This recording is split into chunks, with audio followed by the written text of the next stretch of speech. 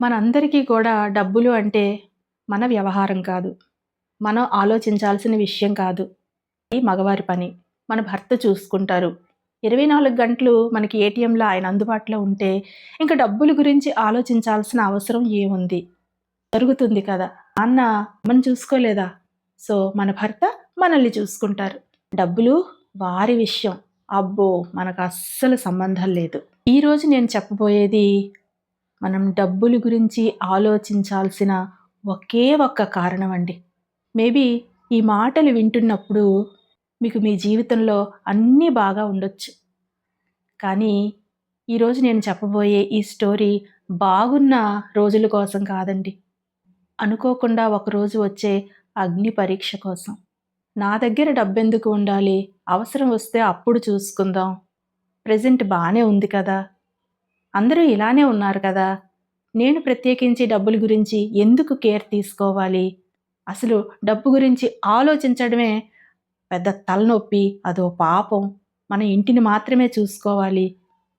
డబ్బు గురించిన విషయం మనది కాదు. అంటే మా ఏజ్‌లో ఉండేవాళ్ళమైతే ఇలానే ఉన్నామండి. ఆఫ్‌కోర్స్ ఇందులో వేరేగా ఆలోచించే వాళ్ళు కూడా ఉన్నారు. కాకపోతే నేను నాలాంటి మైండ్ సెట్ కోసం చెప్తున్నానండి. అన్నీ సజావుగా సాగిపోతే అది జీవితం ఎందుకవుద్దండి? కానీ ఒక్కోసారి లైఫ్‌లో మనకి అనుకూలంగా ఏవి జరగనప్పుడు, అప్పుడు మన దగ్గర సమయం ఉండదండి. జీవితం అవసరం వచ్చినప్పుడు సమయం ఇవ్వదండి. దీన్ని నేను ఒక చిన్న స్టోరీ రూపంలోనే చెప్పబోతున్నాను. ఎందుకంటే మనందరికీ కథలంటే చాలా ఇష్టం అండి. ఎస్పెషల్లీ నాకైతే మాత్రం స్టోరీస్ అంటే చాలా చాలా చాలా ఇష్టం. చిన్నప్పుడు నేను ఎక్కువగా బొమ్మరిల్లు కథలు, చందమామ కథలు, బాలమిత్ర మీకు గుర్తున్నాయండి ఇవి? చాలా ఎక్కువ చదువుతాను. చదివేదాన్ని. ఇప్పుడు లేదండి. అందులో ఉన్న బొమ్మల్ని కూడా ఖాళీ టైంలో వేస్తూ ఉండేదాన్ని. భేతాళ ప్రశ్నలు, విక్రమార్కుని కథలండి. ఎంత బావుంటాయో.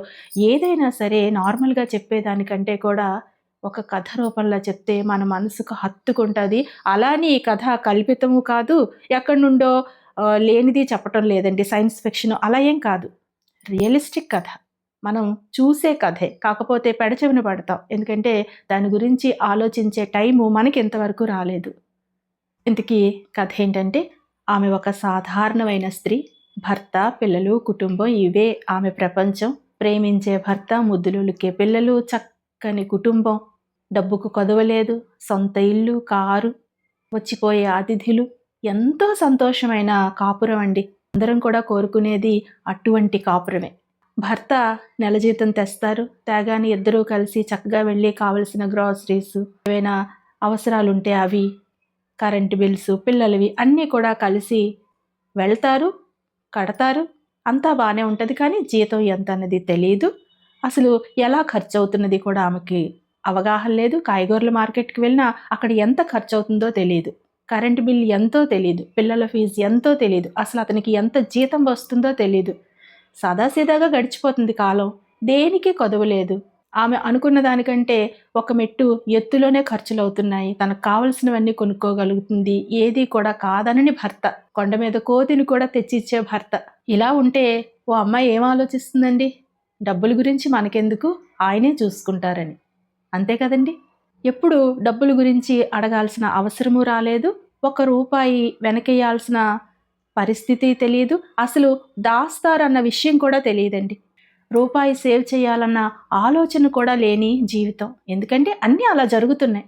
ఆమె నమ్మింది, చూసింది ఒకటే సిద్ధాంతం. తన తండ్రి తన తల్లిని చక్కగా ఎలా చూసుకున్నారో తన భర్త కూడా తనని అలానే చూసుకుంటారు. అండ్ అలానే చూసుకున్నారు కూడా. ఓ రోజు సాయంత్రం ఓ ఆంటీ అన్న మాట ఆవిడ ఏ మూడ్‌లో ఉండి అన్నారో, ఈవిడ ఏ దీంట్లో విన్నారో తలకెక్కింది. సాయంత్రం టీ టైంలో అందరూ కలిసి కూర్చొని మాట్లాడుతూ ఉండగా డబ్బుల గురించి వచ్చింది. అందరూ కూడా మా వారు చూసుకుంటారు, మా వారు చూసుకుంటారు అన్నారు. అయితే ఆ పెద్దావిడ మీరు ఎంతో కొంత దాచుకోవచ్చు కదా! ప్రతి రూపాయికి అతన్నే ఎందుకు అడగాలి? కొంచెం ఉంచుకోండి. ఫ్యామిలీలో డబ్బులు ఎప్పుడు ఎలా అవసరం అవుతాయో తెలీదు అని జనరల్‌గా ఒక మాట అన్నారు. మీకోసం మీరు సేవ్ చేసుకోవడం కుటుంబానికి భారం అవ్వడం కాదు. కుటుంబానికి అది బలం అవుతుంది. కాబట్టి ఎన్ని ఖర్చులున్నా కూడా కొంచెం పొదుపు చేయడం అలవాటు చేసుకుంటే మంచిది అని ఆవిడ చెప్పిన మాట మిగిలిన వారు ఎలా విన్నారో కానీ ఈమెకు మాత్రం బాగా తలకెక్కిందండి. సో, ఆ మాత్రం డబ్బులు ఇంట్లో ఎలానో ఉంటాయని ఓ నెల 500, ఓ నెల 300, ఓ నెల 2000 అంటే ఫంక్షన్‌కి, లేకపోతే పెద్దవాళ్ళు ఇచ్చినవో, లేకపోతే భర్త ఎడిషనల్‌గా ఇచ్చినవో, లేకపోతే కాయగూరలో ఏదో మొత్తానికి డబ్బులు సేవ్ చేస్తూ వచ్చిందండి. ఎవరికీ చెప్పలేదు. ఎందుకంటే అదేం పెద్ద విషయం కాదు. ఒక 500, 300, రూ. 1000 భర్త తనని అడగరు. అదంత మ్యాటర్ కాదు అనిపించింది. పైగా ఆంటీ గారు చెప్పారు కాబట్టి దాయాలి అనిపించింది. మళ్ళీ ఒకటి గుర్తుపెట్టుకోండి, కుండీల్లోనూ, హుండీల్లోనూ కాదు, ఎక్కడో దాచారు. ఇక్కడ మెయిన్ కథ ఏంటంటే డబ్బులు సేవ్ చేయడం గురించి. ఇంత చిన్న అలవాటు కూడా చాలా మందికి ఉండదండి. అందుకే నేను చెప్తున్నాను. ముందు సేవ్ చేయడం వస్తే ఆ తర్వాత వాటిని ఎక్కడ పెట్టి పెంచొచ్చు. డబ్బులు కూడా పిల్లలు పుడతాయండి కరెక్ట్‌గా పెడితే. వడ్డీ వస్తది. సో, ముందు ఏంటంటే దాయాలి. ఈ కాన్సెప్టు ఆవిడ బ్రెయిన్‌లోకి ఎక్కిన తర్వాత అలా దాస్తూ వచ్చింది. ఈలోపు 1, 2, 3, 4 సంవత్సరాలు గడిచాయి. ఆ డబ్బులు అవసరము రాలేదు. ఎందుకంటే వెళ్ళిపోతుంది కదా! కానీ ఒకసారి అనుకోకుండా భర్తకి యాక్సిడెంట్ అయిందండి. ఆమెకేం తొయలేదు. నెలాఖరు చేతిలో డబ్బులు లేవు. భర్త చూస్తే హాస్పిటల్‌లో ఉన్నారు. ఇమ్మీడియేట్‌గా డబ్బులు ఎక్కడి నుండి వస్తాయండి? ఎవరిస్తారు? ఒకవేళ ఇచ్చినా ఎవరిని అడగాలి? డబ్బుల విషయం ఆవిడకి అవగాహన లేదు. ఎవరిని అడిగితే ఏమనుకుంటారు? తల్లిదండ్రులు దూరంగా ఉన్నారు. అన్నదమ్ములు బిజీగా ఉన్నారు. అవ్వలేదు. ఇరుగు పొరుగు వారిలో అంతలా డబ్బుల గురించి అడగాల్సిన చనువు ఎవరి దగ్గర లేదు. మరి ఎవరిని అడుగుతారు? అడిగితే ఏమనుకుంటారో? సరే హాస్పిటల్‌లో అడ్మిట్ అయ్యారు. ఇప్పుడు జాబ్ చేస్తున్నారు కాబట్టి హెల్త్ కార్డ్ ఉంటది. అవి ఇవి అన్నీ ఉంటాయి. కానీ ఇంట్లో కూడా కొన్ని ఖర్చులుంటాయి. మనకి ఏ అవసరం కూడా చెప్పి రాదు. సో, ఇలా ఆగే టైంలో అనుకోకుండా ఆవిడకి ఆమె దాచిన డబ్బులు గుర్తొచ్చాయండి. వెంటనే వెళ్ళింది ఇంట్లోకి. వెళ్ళిన తర్వాత ఆ డబ్బులు మూట చూసి, ఆ డబ్బుల్ని చూసి ఆమెకి ఏడుపొచ్చేసింది. అప్పుడు ఆ డబ్బులు వాల్యూ తెలిసింది. అవేవి లక్షల్లో లేవండి. కానీ ఇమ్మీడియేట్‌గా ఆమె అవసరం తీరడానికి అవే ఆదుకున్నాయి. అట్‌లీస్ట్ ధైర్యంగా ఉన్నది. పిల్లలొచ్చి అడిగినా, రేపటికి కావాల్సిన ఖర్చులైనా, భర్త ఒక హాస్పిటల్‌లో ఉండాల్సి వచ్చినా, ఆఫీస్‌కి వెళ్ళలేని పరిస్థితి ఒక నెల రోజులు కొనసాగినా ఆవిడ ధైర్యంగా ఎదుర్కోగలిగింది.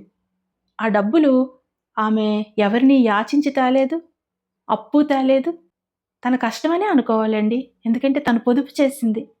ఆ సమయంలో ఆమె నిలబడగలిగింది. కాబట్టి మై డియర్ ఫ్రెండ్స్, డబ్బులు సేవ్ చేయటం అంటే భర్తను నమ్మొద్దని, భర్తను నమ్మటం మానేయమని, కుటుంబాన్ని వేరు చేయమని, కుటుంబాన్ని వదిలేయాలని, పెత్తనం చలాయిస్తామని ఇలా కాదండి. ఇవేవీ కాదు. కుటుంబం అంటే ప్రేమ ఉండేవాళ్ళు డబ్బులు సేవ్ చేయాలండి. పిల్లల మీద బాధ్యత ఉన్నవాళ్ళు డబ్బుల్ని సేవ్ చేయాలి. భర్త మీద ప్రేమ, మమకారం ఉన్నవాళ్ళు డబ్బుల్ని సేవ్ చేయాలి. బాధ్యత గల తల్లిగా ముందు మీరు చేయాల్సింది పిల్లల మీద ఖర్చు పెట్టడం కాదండి. పిల్లల కోసం కొంత సేవ్ చేయాలి. భర్త తెచ్చిన డబ్బులు అడగొద్దు మీరు. కానీ మీకిచ్చిన వాటిలో మీరు సేవ్ చేయాలి. అవసరమైతే మీకోసం మీరు ఎంతో కొంత నెలలో అడిగి ఆ డబ్బుల్ని సేవ్ చేయాలి. ఇచ్చేవారితో అయితే ప్రేమగా అడగాలి. ఇవ్వని వారితో అయితే కొంచెం బుజ్జగించి అడగాలి. అంతే తేడా అండి. రెండూ అవ్వని పక్షంలో మీరు ఏదో ఒక వర్క్ చేసైనా సరే డబ్బుల్ని సంపాదించాలి, సేవ్ చేయాలి. ఏమో మంచి మనసుతో దాస్తున్న మీకు రేపు పొద్దున్న కష్టకాలం వస్తే ఇవే మిమ్మల్ని ఆదుకుంటాయేమో. అన్ని పరిస్థితుల్లో ఒకలా ఉండవు కదండీ. ఎప్పుడు మనం ఒకేలా వెళ్ళమండి. జీవితంలో అనుకోని ఆటుపోట్లు బోలెడొస్తాయి. భర్త మనసు మారిపోవచ్చు, పిల్లల మనసు మారిపోవచ్చు, వృద్ధాప్యంలో ఆరోగ్య సమస్యలు రావచ్చు, లేదా మనం ప్రేమించిన భర్తకే ఏదైనా కష్టం రావచ్చు, మన పిల్లలకే డబ్బు సహాయం పడొచ్చు. వాళ్ళు సెటిల్ అయిపోయినా సరే. మనం ఇవ్వగలిగే స్థానంలో ఉన్నామనుకోండి చాలా సంతృప్తిగా ఉంటామండి. మనం ఎన్ని కష్టాలు పడ్డా మర్చిపోతాం. ఇంతకీ నేను చెప్పేదేంటంటే డబ్బుల గురించి ఆలోచించండి. సేవ్ చేయడం కోసం ఆలోచించండి. ఇంట్లో ఖర్చు ఎంతవుతుందో చూసుకోండి. ఏ ఏ విషయాల్లో డబ్బులు జారిపోతున్నాయో చూడండి. మనకు తెలియకుండానే మన ఇంట్లో చాలా లీకేజ్‌లుండొచ్చు. అనవసరమైన ఖర్చులుండొచ్చు. ఆర్భాటాలుండొచ్చు. పండగల్లోనే కాకుండా మామూలు టైంలో కూడా హోటల్స్‌కి, బట్టలకి, షాపింగులకి, షికార్లకి, సినిమాలకి బోలెడు డబ్బులయిపోతాయండి. వారిని వీరిని చూసి చాలా సొమ్ము వృధా చేస్తాం. అండ్ సోషల్ మీడియాలో అయితే కొనుక్కోమని చెప్పడానికి చాలా ఛానల్స్ ఉన్నాయండి మనల్ని టెంప్ట్ చేసేవి. కాబట్టి ఆలోచించండి. ముందుగా అయితే డబ్బుల గురించి ఆలోచించండి. ఈ ఆలోచన లేని వాళ్ళు. మీకు అర్థమైందనే అనుకుంటాను. చిన్నదైనా సరే మన పేరు మీద ఉన్న డబ్బు, మన నియంత్రణలో ఉండే డబ్బు మనకి చాలా ధైర్యంగా అనిపిస్తదండి. కష్టకాలంలో నేను సేవ్ చేసిన డబ్బులు నన్ను, నా పిల్లల్ని, నా కుటుంబాన్ని గట్టెక్కించాయండి. ఆ ధైర్యంతోనే మీకు చెప్తున్నాను. నేను కూడా మీలానే డబ్బుల గురించి పెద్దగా ఆలోచించే మనిషిని కాదు.